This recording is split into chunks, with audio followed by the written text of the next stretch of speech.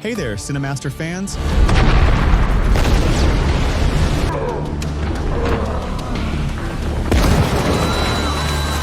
Hope you're ready for some movie magic. Let's dive right in. The film begins in a small workshop where a man named Charlie is sitting, repairing an old airplane that was a gift from his wife, Sarah. Sarah comes to say goodbye as she is traveling for a conference and will be in London for 2 days. From their conversation, we learn that Charlie works for the CIA, specifically as a data analyst and encryption expert at the intelligence agency. Afterward, Charlie goes to work at the agency and enters the data analysis and encrypted message department. He sits at his desk and starts working. While working, he opens a secret file with leaks from an unknown source, and there is a code that keeps appearing on his screen called Inquilin, which is likely an alias for an unknown person or entity. The information on the screen under the name Inquilin is unclear at first, but between the lines, he understands that it's about illegal secret operations by the American intelligence outside the law, especially in the Middle East. Charlie is, of course, shocked by what he sees and starts digging deeper into the matter. By chance, he meets his friend Alex in the hallway, who notices that Charlie is not himself and seems worried. Charlie tells Alex about the secret files he discovered, and Alex advises him to stay out of it to avoid getting himself into trouble. That night, when Charlie returns home, he misses his wife very much. He calls her phone, but it's switched off, so he sends her a voice message saying that he misses her. It's clear that Charlie loves his wife Sarah deeply. The next day, when he arrives at work, he finds Moore waiting in his office. Charlie is surprised and asks if something is wrong. Moore asks him if he knows anything about what happened in London, but Charlie says he doesn't understand what he's talking about. Moore orders him to come with the agency director, who will explain things to him. And at this point, Charlie starts to worry. When they reach the director's office, she greets him and informs him that there was a terrorist attack at the Christopher Hotel in London, where many people died, including his wife. Charlie is, of course, in shock and breaks down crying, and afterward falls into a deep depression, unable to comprehend that he will never see his wife again. All that occupies his mind at that time is finding out who did this to his wife and avenging her. The next day, Charlie meets with Moore and asks if there are any new developments. Moore tells him they are still investigating and that it will take some time. However, Charlie is dissatisfied with this and feels that they are stalling, so he decides to take matters into his own hands. The following day, Charlie goes to collect his wife's body and finds that she had bought him a gift with a letter before she died. As soon as he reads the letter, he breaks down crying. The next day, Charlie arrives at his office and starts gathering information about the terrorist group that killed his wife. He learns that they were in a building next to the hotel where his wife was staying to steal certain things. But when security saw them, they killed the guards, fled to the hotel, and took a hostage to escape from the police. However, Sarah, his wife, defended the hostage, so the terrorists took Sarah instead. Charlie discovers the names of his wife's kidnappers are Mishka and Elish, but the man who killed her is named Schiller, an important and dangerous figure with many connections to mercenaries. It becomes clear that these terrorists are working as a front for corrupt state agents, and even Schiller's assistant, whose name is Gretchen, involved with them in the case, had a background in intelligence and is currently in Paris.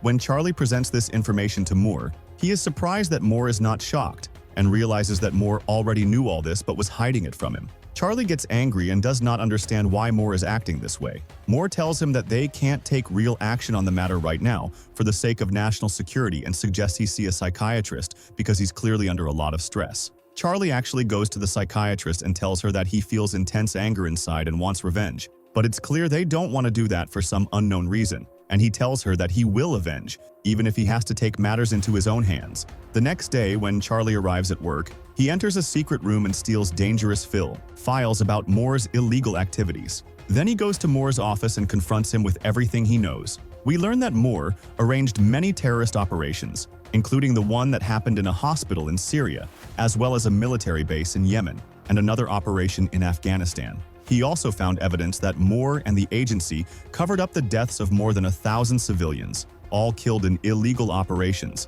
and blamed it all on supposed terrorist attacks for the sake of shared political interests between America and other countries. Moore is, of course, shaken by what Charlie says and is afraid of being exposed. He knows that if this information is leaked, they'll all be finished. Charlie tells him that he needs his help because he wants to kill the people who killed his wife himself without their help, as he no longer trusts them. Moore is surprised because Charlie has no combat experience and has never held a weapon in his life. But Charlie insists and asks to be put in specialized training to learn combat skills properly. Moore is forced to agree so he won't be exposed, and arranges for Charlie to receive practical training under supervision. Colonel Henderson supervised, And as days go by, we see Charlie developing and becoming a professional agent. However, after a while, we see that the training did not yield any results because Charlie is, by nature, a sensitive and decent person who could never hurt anyone, even though he is a genius. One day, Henderson sits with him and tells him that some people are born killers, but unfortunately,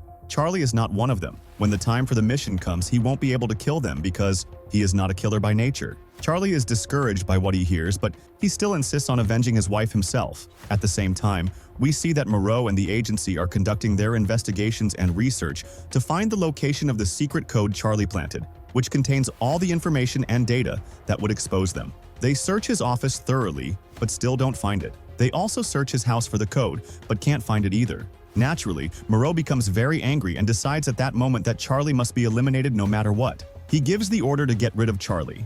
That night, an agent sneaks into the room where Charlie is sleeping to kill him, but is surprised to find him gone. He discovers that Charlie escaped because he knew and was sure they were going to kill him. Moreau then finds out that Charlie had planted a listening device and had been spying on him for weeks to find out what they were plotting against him. After that, Charlie creates a fake identity and a forged passport and travels to France. However, the agency finds out he has gone to Paris, so they decide to send someone after him to kill him. When Charlie arrives, he rents an apartment opposite the cafe that she always goes to and keeps an eye on the cafe from his window until he sees her arrive. He quickly opens his laptop, hacks her phone, learns everything about her, and finds out where she lives. At night, he takes advantage of her absence from home, breaks in, and discovers she has an appointment the next day at the asthma clinic. He takes all the information he wants from her apartment, then leaves and hides on the stairs. As soon as he sees her enter her apartment, he hides behind the wall and points his gun at her without her noticing. But when he tries to pull the trigger, he gets nervous and can't kill her, even though he had the chance to finish her off in a second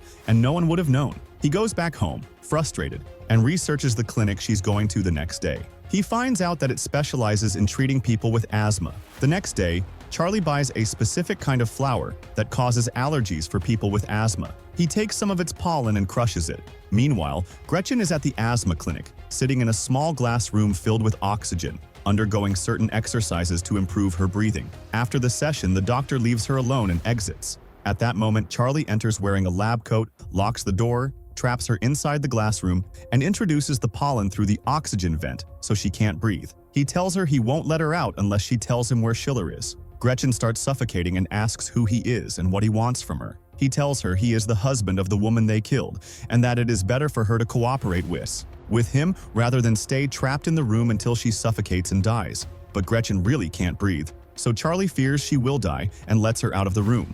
As soon as she gets out, she attacks him and beats him up, then quickly runs out of the clinic and down the street among the cars. Charlie chases after her until suddenly a car appears and hits Gretchen, killing her. Charlie is shocked by what happened because she was the only one who could have helped him find the gang's location. Quickly and without thinking, he takes her phone and escapes before the police arrive. Naturally, Charlie feels deeply frustrated and depression takes over him, so he decides to spend the night at a nightclub to change his mood. But while he's at the club, he's surprised to find Henderson in front of him, so he immediately realizes Henderson is there to kill him. He runs out and hides in another building, but Henderson follows him. Charlie is forced to confront him to find out what he wants, and is surprised when Henderson starts giving him advice and life lessons on how to deal with people. Charlie is puzzled by his words and thanks him for the advice, but then learns that Henderson has planted a bomb in the place, which will explode in moments. Seconds later, the bomb does indeed explode, and Charlie quickly escapes. Afterwards, he contacts Inquilin and tells him he needs her help and must see him face to face. Inquilin finds out he is in Turkey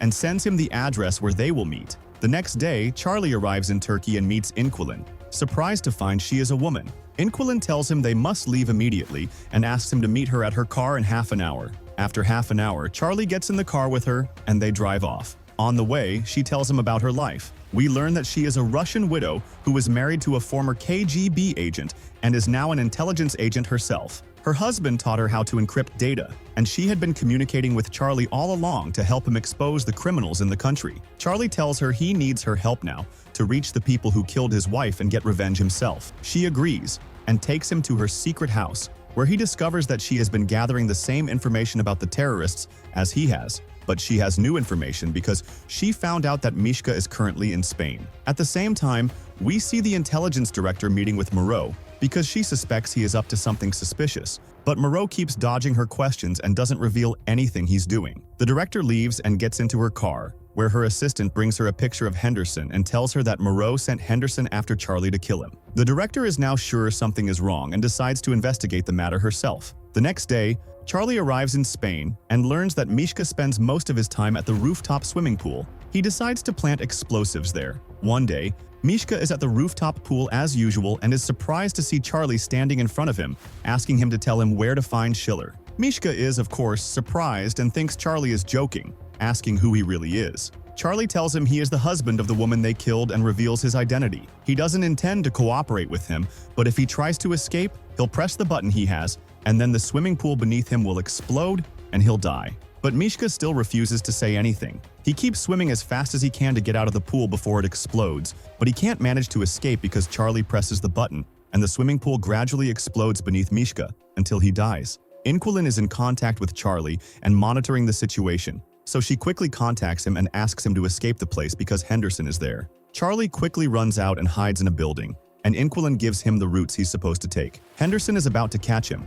but at that moment, another agent arrives and attacks Henderson, and the two of them fight until Henderson gets injured, but in the end, he manages to kill the agent. Charlie keeps watching from a distance as Henderson is wounded, feeling hesitant and unsure whether he should help him or leave him. But Inquilin contacts him and tells him he must escape, so Charlie listens to her and runs away. At the same time, the intelligence director is interrogating Amour and asks him about Charlie's whereabouts. He tells her that he's still on bereavement leave because he's been very upset since his wife's death. At that moment, the director realizes he's lying but doesn't tell him. At the same time, in the surveillance unit at the intelligence center, they manage to locate Charlie and discover that he's in contact with someone who's providing him with all the information he knows, and that person is Inquine. So they decide to assassinate her. At night, while Charlie and Inquilin are sleeping, they hear the sound of the alarm and realize that the agency has found their location and sent special forces to eliminate them. They both quickly escape, get in the car, and drive away, but unfortunately, the special forces kill Inquilin. In the end, Charlie manages to escape them. He parks in a remote place and keeps crying over her, kisses her on the forehead for the last time, then leaves her in the car and walks away, lost and not knowing exactly where he's going. All the way, he can't get the image of his wife being killed out of his mind, and the anger inside him grows even more, and he stops caring about anyone. Charlie had stolen Mishka's phone, and a message arrives on it from which he learns that a missile deal is going to take place in Romania, and that Elish will be responsible for delivering the shipment. On the day of delivery, Elish is standing alone next to the missile crates when suddenly Charlie shows up and reveals that he's planted explosives in the shipment. If he tries to move away from it, the whole place will explode. Charlie introduces himself and tells him that he's Sarah's husband, then asks him to tell him where Schiller is. Elish tells him he'll be on his ship in Russian waters. Charlie leaves him and blows up the whole place. After that, he travels to Russia and starts planning how to meet Schiller. He goes to the port and gets into a fight with one of Schiller's gang members, intentionally, so the thug will take him to Schiller. The thug does indeed take him to his ship. Schiller tells Charlie that he didn't intend to kill his wife, but when he found himself surrounded by police, he didn't know what to do except kill her. He looks him in the eyes and tells him these aren't the eyes of a killer, then gives him his gun, kneels before him, and asks him to avenge his wife and kill him. Charlie takes the gun and points it at him, saying that once, someone told him that as soon as he holds a weapon and points it at his enemy, he won't be able to pull the trigger because he's not a killer. And this situation proved to him that those words were true. So Charlie puts down the gun and sits back in his place. Suddenly, the ship's course changes on its own, and they don't understand what's happening. Charlie surprises Schiller by telling him he's taken control of the ship and now controls its course. They find out the ship is now heading toward Finnish territorial waters because Interpol is waiting for them there to arrest them. Within moments, Interpol and the police storm the ship and arrest Schiller and his men. Afterward, the intelligence director appears in a press conference and tells the public that she discovered that some high-ranking people in the agency were involved in illegal operations, but she asked them not to worry because they will all be held accountable. At the same moment, Morrow and all those involved with him are arrested. A few days later, Charlie returns to the country and goes to meet Henderson, thanking him for not killing him even though he had the chance to do so. After a while, Charlie repairs the plane his wife had bought him as a gift and flies it, feeling victorious after avenging his wife. And the movie ends. If you liked the video, subscribe to the channel and activate the notification button so you never miss an update.